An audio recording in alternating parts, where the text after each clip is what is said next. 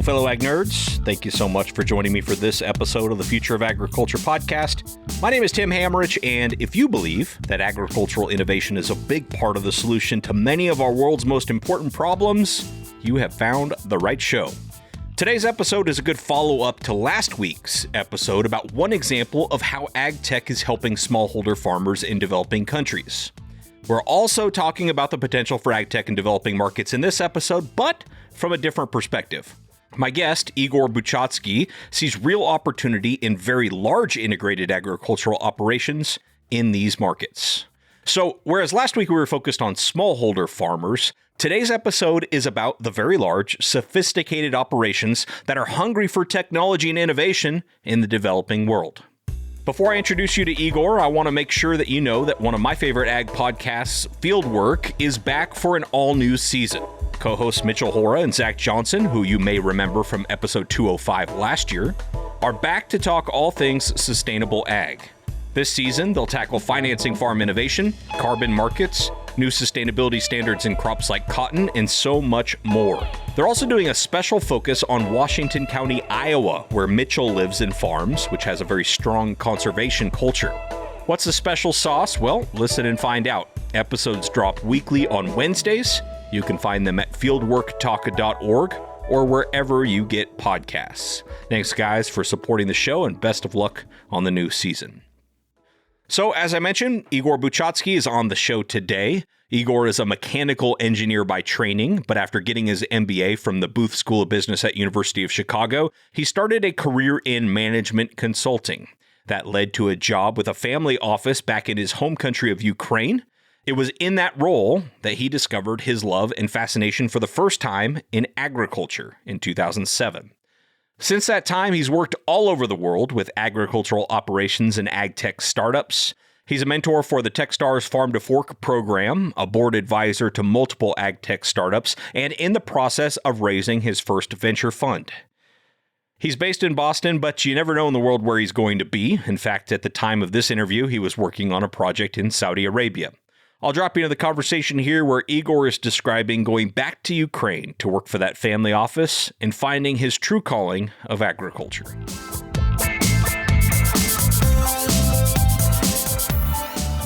When I came in, I was supposed to focus on metal and mining assets of the family office, but by pure luck, I stepped into a pig farm that they had among their assets, and it was the third largest pig farm in Ukraine at the moment.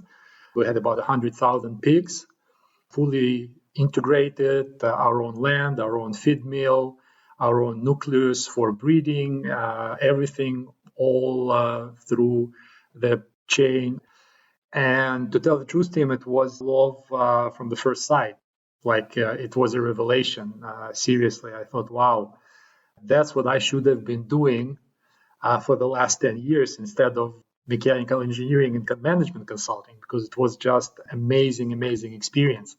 So I dove head into that business, and we started growing it, bringing new technology, new genetics, etc., etc.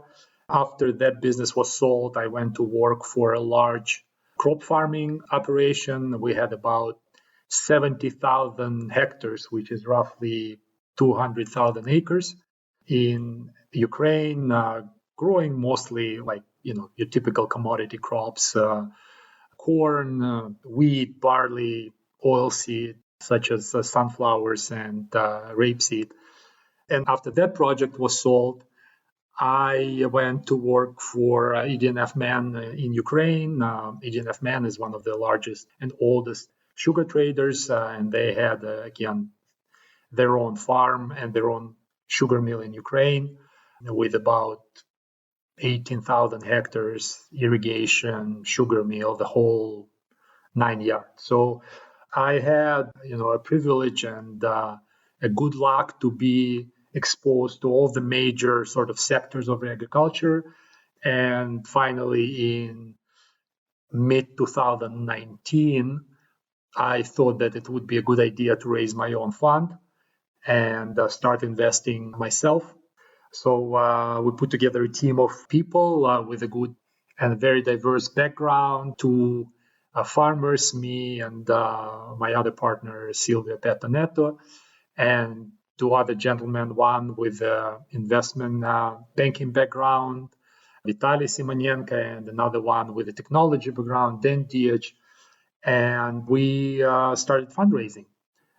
We prepared the pitch, the whole thing, started fundraising. It was complete disaster, as you could imagine, in the middle of pandemic, trying to raise the first fund. I think we got through it as a much stronger team. How they say, what doesn't kill you makes you stronger. So we did manage to find a few LPs who are interested in investing on a deal-by-deal basis at the moment, and we are going through two due diligence efforts right now, and fingers crossed we'll be able to announce our first investment by June, July this year. Yeah, I mean that's a whirlwind ag indoctrination since 2007 you've been on, and I'm sure with your background in engineering and then consulting, the family office that hired you over there wanted you to grow their portfolio. And so what did you see as opportunity when you came in 100,000 pigs? What did you see as opportunity to expand the ag portfolio? Well, back then it was just the beginning of the agricultural golden rush in Ukraine, because you have to remember the agriculture in Ukraine, as in most all of the Soviet Union republics, was like totally devastated by the collective farm system. And, the Ukraine and the southern part of Russia, that was always like a bread basket of Europe, at some point was importing wheat and other agricultural commodities to feed the people and, of Soviet Union. So when the Soviet Union collapsed, nobody really paid a lot of attention to agriculture, and Ukraine became independent in 1999, and until 2007, everybody was sort of trying to develop all kinds of other businesses or privatize, government enterprises, heavy industry, machine building, ports, shipbuilding yards, whatever was there. And agriculture was sort of under the radar. But in 2007, it sort of became apparent to quite a few people that, we have a fantastic asset here in our hand. We have a very fertile land. We have a terrific climate. I mean, relatively speaking, by European standards, right? We have a terrific climate. We have access to the Black Sea. We're right in the middle between, Europe, Middle East, and Russia and Asian republics of former Soviet Union. So we should be taking advantage of it. And people started to look into it seriously. And when I started to look into what we can do for our hog farm, I realized that, first of all, we can leverage on the sort of a brand name and on the position. We were literally like 40 minutes outside of Kyiv, which is a capital and by far the largest market in Ukraine. And we could grow this. We have the team, we have the know-how, we have the money. We could buy other farms who were not doing so great, who were sort of barely making ends meet or going out of business. We could buy them, we could turn around, we could consolidate them and become a large dominant player in the industry. And back then, I mean, the margins were quite attractive. And since then, they didn't really deteriorated that much. I had at one of the companies, I had a COO from the United States, the guy who's third or fourth generation farmer from Iowa, if I'm not mistaken. And we were looking at our economics and said, Igor, I don't know any farm in the US who makes, 20, 25% net profit. Okay. And, the land is terrific here. The people are knowledgeable. The cost of acquiring the land or renting the land is super, super low. So if done right, you can be easily making, $250, $300 per hectare by just growing commodity crops. I'm not even talking about extra value you can create if you go down the value creation line going to the oil processing or animals or any meat processing, et cetera, et cetera. And that actually brings me kind of the next thing I wanted to talk to you about, which is now Agtech and venture, which you're entering into. What gets you excited there, and how does that relate to what you just described? What gets me excited is the fact that so many bright ideas, out of the box ideas are happening now. And we are at the point in time where the technologies are becoming more accessible, more affordable, and we're getting to the sort of a scale at which all these technologies and all these ideas starting to converge, right?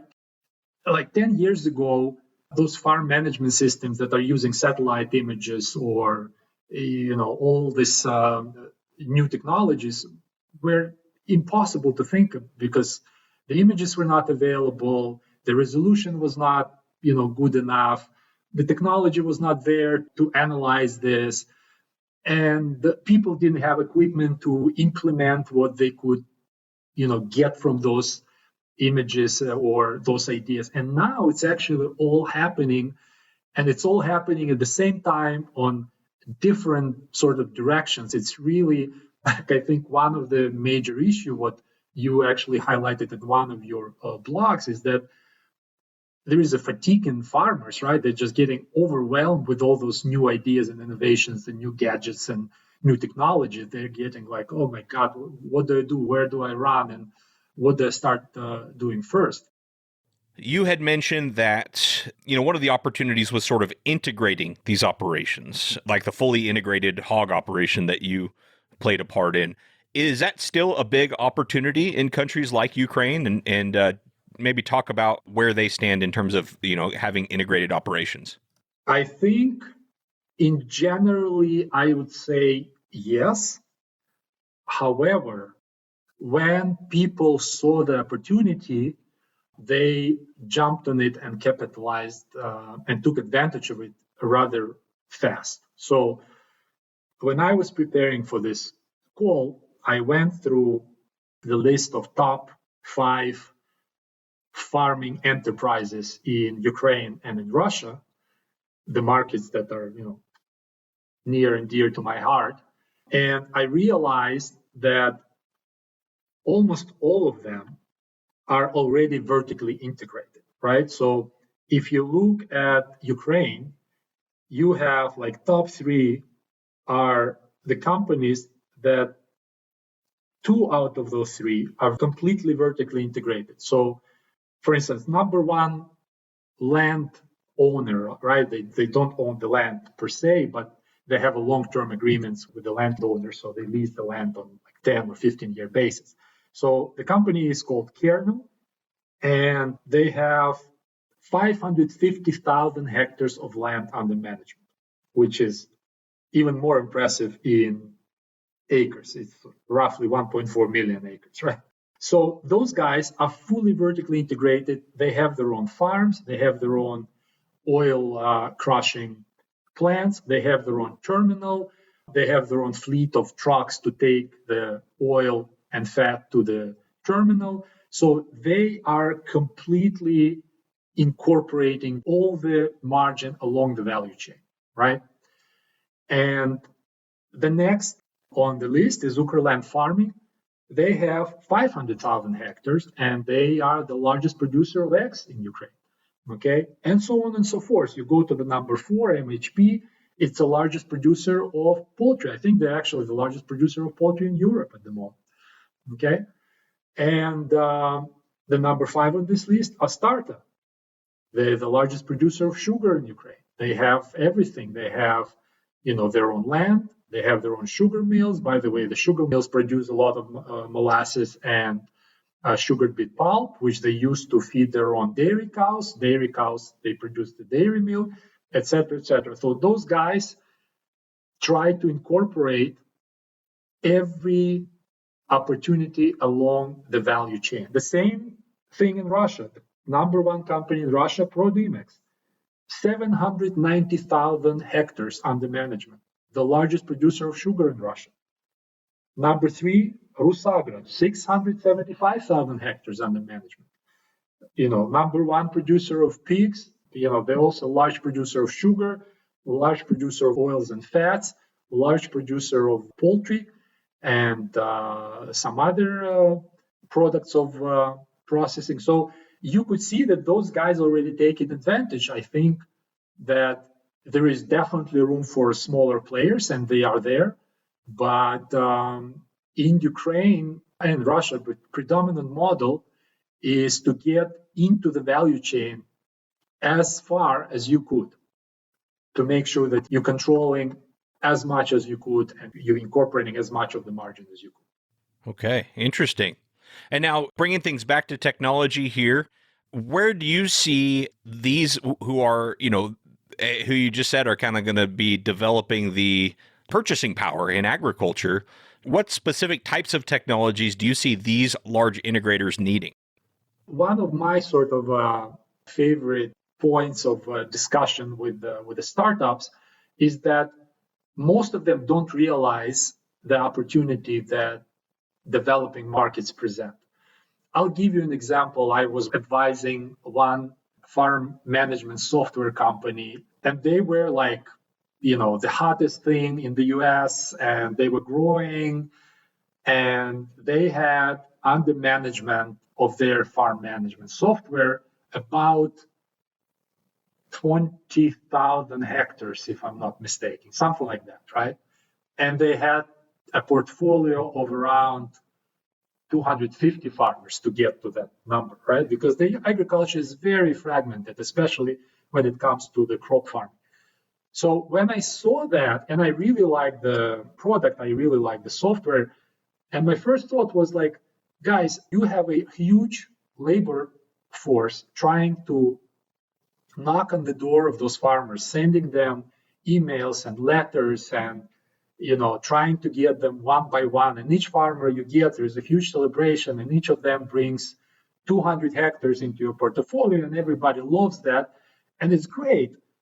But listen, if you go to Ukraine and you convert one of those top 5, your portfolio under management is going to be 50 times bigger in one go, right? So the cost of acquisition, the effort you put into that, and the reward that you're going to reap is just from a different galaxy, right? You cannot even compare. I'm not saying that everybody who's in the Agtech should just drop everything and rush to, Russia, Ukraine, or Brazil, or China to do that. But, at some point, you have to really stop and think about your cost of customer acquisition, about the economics of the business, and seriously consider saying, okay, maybe I should investigate and try to get a couple of large clients in those geographies. Because, like I said, you send a couple of experienced, salespeople there, open a couple of doors, talk to these guys, and land one or two of those contracts, and immediately, your financials, your traction, the amount of data and data points that you're going to get is going to be like, quadrupling, 10 times, 20 times higher than what you have right now, which creates a tremendous amount of value, obviously, for you as well as for those companies. Because think about the decision-making process of a farmer, right? Let's say that you came up with some kind of a technology that is going to save a farmer $1 per hectare, right? Whatever, some new app that is going to let you manage your, fertilizers better, or manage your other consumables better. And you say, okay, if you use my app, you're going to save $1 per hectare. Great. The farmer has 200 hectares. And you know what? At the end of the day, he might think, listen, now I need to install it. I need to learn how to use it. It's going to be a pain in the neck. At the end of the day, it's all about $200 per year. Do I really want to get into that, or right now, maybe later? I don't know, maybe not. Now, think about a company like Kernel.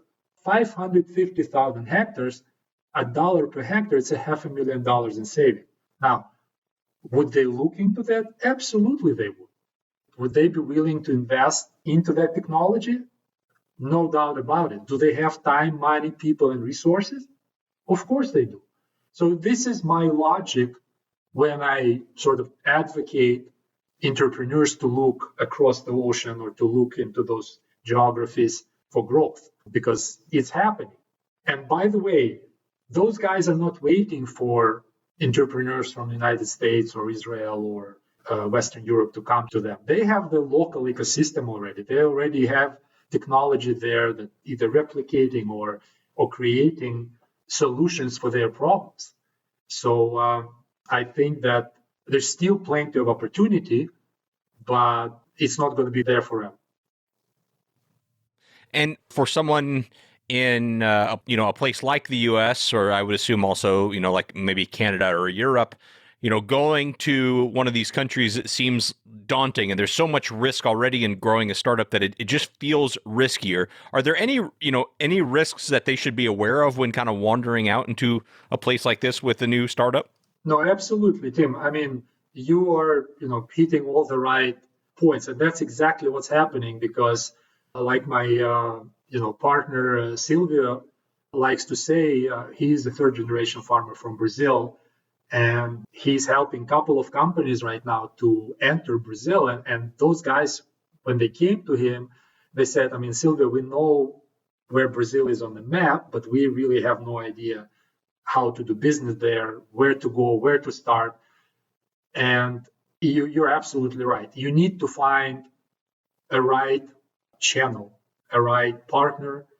You need to be at the right moment in the development of your company. Again, it's not for everybody, right? Like if you're just like struggling to make your product work, trying to find market fit, or trying to like improve whatever MVP you had a couple of months ago, obviously forget about Ukraine, forget about Brazil, forget about Russia. Just make sure that this thing works on this little small farm in 200 hectares, and we'll talk later. But if you already have attraction, you have a working product, you have customers who love it, who are ready to pay for it, and you have a team of people that can handle the business in the US, that can handle this distraction, because that's going to be a distraction, it's going to be adventure, then maybe you could consider that. And I would strongly recommend to consider it, because this is the market where you could create tremendous value for all the stakeholders because of the magnitude, because of a certain hunger for new technologies, and because of the size, like I said, the size of the market and the level of consolidation. Just to give you an idea, I was again, when I was preparing for the call today, I was looking at top 10 countries with the largest land bank. And out of those top 10, only 3 countries are actually like developed economies, right? It's USA, Australia, and Canada. The rest of them, it's Brazil, India, Russia, China, Argentina, Nigeria, and Ukraine. And in Brazil, in Russia, and in Ukraine, the number of land controlled by large farms is 10 to 15% of the entire land bank. Okay, so the land bank of Ukraine is 32 million hectares. Out of 32, the 6 million controlled by like top 10 companies. And in places like that, because I know you've worked with producers there and other places in the world, including the U.S., how receptive are they going to be to ag tech companies? We talked about the tech fatigue, but are they wanting people to come and work with them to develop technologies together? They do. I think that the beauty of those large companies is that, again, they have resources to do that. They have financial resources. They have plenty of land to experiment. They have people. Like all of those companies that I mentioned, they all have chief digital officer, without any exception. They have a staff of people who are looking at those technologies, who are experimenting with the local entrepreneurs, who have designated people who are have designated field and equipment to experiment with that. So those guys are already willing and able to do that. Okay. Again, we have a lot of things in the ecosystem right now that are solutions in the search of a problem, right? Where I, quite frankly, don't see any use for it in a real farm. It might be really cool, but I don't think if I was a farmer, I would pay a penny for it. But there are plenty of companies, plenty of ideas, plenty of technologies that are ready to be implemented. So I think that, again, most of those companies have staff designated to look at those technologies and see what's applicable and what's not, and how they can benefit from it. So the need and the hunger is definitely there. And like I said, they're not just sitting and waiting there to be given them on the silver plate those ideas. Those guys see what's happening. They keep their fingers on the pulse. Some of them already have their own accelerator programs or hackathons, and some of them develop their own products internally, which are actually quite impressive. And few of them are trying to commercialize it outside of the company. I know when you and I connected, and this has been weeks now about doing this interview, one of the things you want to talk about was sort of consolidation in the space. And here we are, the last week of February, and we're seeing some consolidation this week in the space. And so it's kind of exciting, but talk about your thoughts there. That's, way overdue. It was the same thought that I was looking at this news, and I'm like, oh my God, we just talked about it. And we decided that it's going to be one of the topics we talk at the podcast. And now it's like one after the other. First, the farm dog was acquired by Deveron. The Fluorosat acquires Dagon and becomes Regrow. Dihad, the Indian marketplace, today announced that they acquired the Farm Guide. I think it's beautiful. I think that should have been done 2 years ago. They should have started 2 years ago. I'm actually really surprised that it's taking so long for the industry to catch up. But on the other hand, I'm surprised and I'm not surprised at the same time, because I've met enough entrepreneurs to understand that most of them are very ambitious and they look at the acquisition as a failure. Maybe it's too strong of a word, but if you are being acquired, I would say that a lot of them look at that I didn't do the good job, because if I did do a good job, then I would be the one acquiring other company, which I think, again, from a business perspective, is complete nonsense. I think that a lot of those companies that are popping up every day should seriously reconsider or revisit their business model and think about being a provider of a service or a feature or product to other bigger companies. I think there is nothing wrong with that. You can open, other opportunities by being a supplier of shovels and jeans to the 49ers who are going for the gold rush, right? I mean, as a matter of fact, we all know that those are the actual guys who made the money, right? Not the guys who went trying to find gold. Yeah, some of them hit it big, but most of them found a couple of pieces and that was it, right? But the guys who sold shovels and boots and equipment and jeans made huge profits on that. So the guys are going for very tiny slice of the pie, and they're like, okay, we have the solution for this problem, and we're going to nail it, and we're going to be great, and this and that, without realizing that, this particular problem is just a part of a much bigger picture for the farmer. So for him, the last thing he wants to do is to have 10 different or 15 different applications addressing whatever, your fertilizer management, right? But ideally for him, he has one application, one company that provides the entire spectrum, right? That manages my phosphorus, my nitrogen, my NPK, my ammonia, whatever it is, manure, whatever it is I'm using.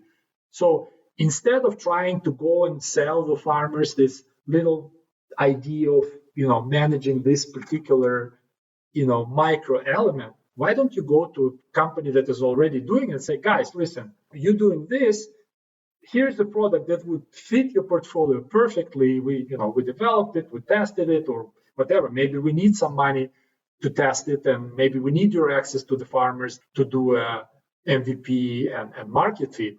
I think people should be doing more of that, not less. Don't try to fight that battle. Just take a step back, think about the level of importance, because obviously all of them think that the issue that they're focusing in is the only issue that the farmer is concerned with.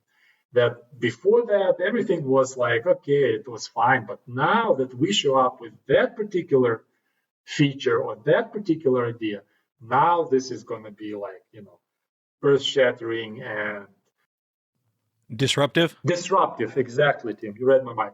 That this is going to disrupt the industry, and this is going to be like a new era. When in reality, yeah, it's a great product. It's a great feature. It's a great stuff. But guys, it's going to be much easier for you to sell it if you partner up with some bigger players. Well, Igor, thank you very much. I appreciate this. This has been a lot of fun. Great conversation. Thank you. Thank you, Tim. It was a pleasure. Pleasure, really. Thank you so very much to Igor Buchatskiy for being on the show. Enjoyed that conversation and an interesting global perspective. Learn more about him and what he's doing over on his website, beglobalcap.com. I also want to give a special heartfelt thank you to all of you who share these episodes on social media. I've had a full plate lately, and it's been everything I've been able to do just to get an episode out every week, so my online promotion activities has basically dropped to zero. Anytime you can help spread the word about this show, it really means the world to me, so thank you very much. I appreciate it. Shout out as well to the Fieldwork Podcast for sponsoring this episode. Check them out over at fieldworktalk.org. As always, thanks for your time and your attention. I really don't take it lightly. I'll be back next week with another story of ag innovation.